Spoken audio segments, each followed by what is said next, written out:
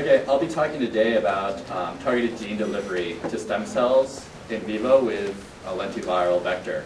My name is Froelich, and today I'm basically going to be going over the concept of gene therapy, why it's important, and how it's accomplished, what the delivery methods are, why we use lentiviral vectors for gene delivery, and how we can engineer these viral particles to deliver a gene of interest, and how we can deliver them to specific targeted cells, and what the structure of these molecules look like that we're using to deliver these genes. So how we create these lentiviral vectors, and how they can target specific cell types, and then how can these vectors target specific cell types after systemic administration in vivo. And then finally talking about how we can optimize the infectivity per particle as well as the virus production. So we need to produce a lot of them for it to be efficient. So first I want to basically go back and talk a little bit about why we need to adapt new methodologies to infectious diseases. So current molecular biologists have been working on a number of very difficult problems. So the outstanding vaccine candidates like HIV, malaria, tuberculosis, and others are unsolved because they're very difficult. Traditional techniques in which you, say, vaccine model to prevent an infection are ineffective. They're not protective because they cannot elicit an immune response that you could towards, say, influenza. So these infectious agents are unable to be prevented using typical vaccines. So we need to adapt a new method and a better approach to try to elicit that kind of antibody response that you could towards like a common cold so that we can prevent these types of infections. So we need new methodologies. And one of the ways in which we can think about new methodologies is the field of gene therapy. So gene therapy is introducing a gene to a target cell. And in this case, we want to target the cells of the blood system. These are the cells that reconstitute your entire immune system. They can help to prevent infectious diseases. And gene therapy has been used. This is an old idea, but it's still in search of an application that beyond the rare genetic inherited immune deficiencies.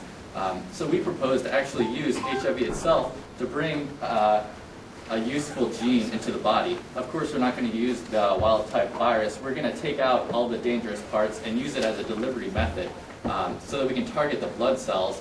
And these are the relevant cells that are circulating in the bone marrow and the blood. And then we can transfer these cells. Currently, the technology involves transferring those cells back to a host where it can repopulate the entire blood system.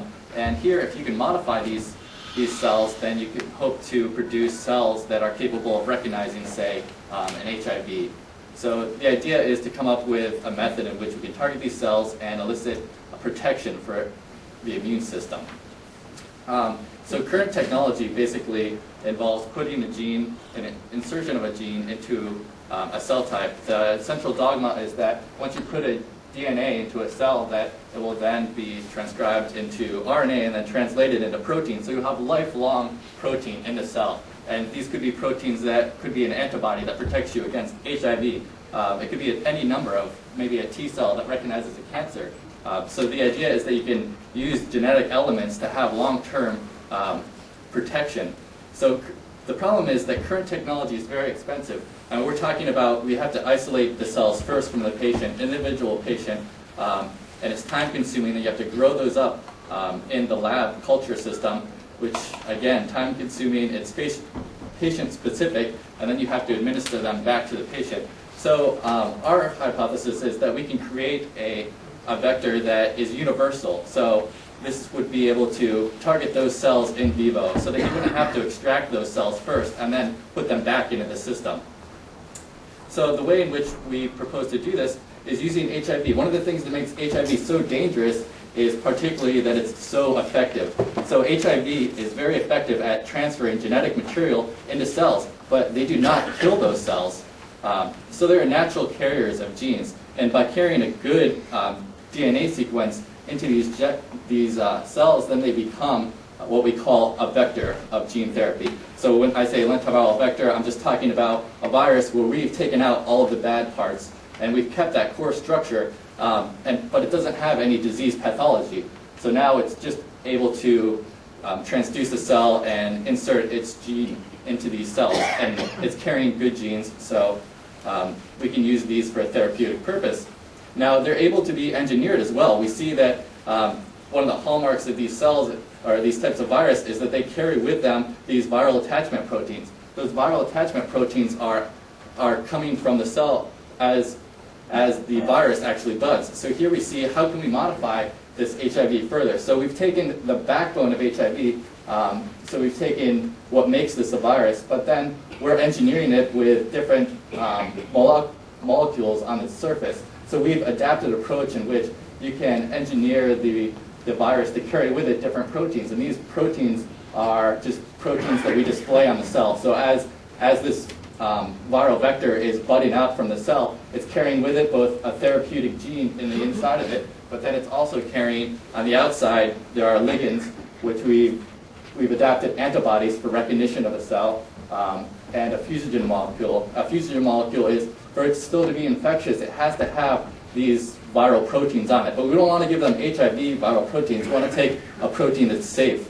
And in this case, we've experimented with several, one of them being the alpha viruses, which are very effective. And then we've also experimented using like the H protein from influenza, H1N1. We've tried these different proteins, and we found that we can use the alpha virus proteins very efficiently for what we call pseudotyping, which is just custom engineering this virus to recognize a specific cell type. So now our approach is, can we now take these targeted vectors and apply them to specific cell types? In this case, the blood stem cells. So we're going to target cells using the stem cell factor, SCF. So we put this targeting ligand onto the viral surface, and it recognizes the c-KIT receptor, which is present on a lot of hematopoietic stem cells. So here you see the virus is the round object there, and it's recognizing on the cell surface this certain type of receptor. Now this is a unique interaction so that you can target this specific cell.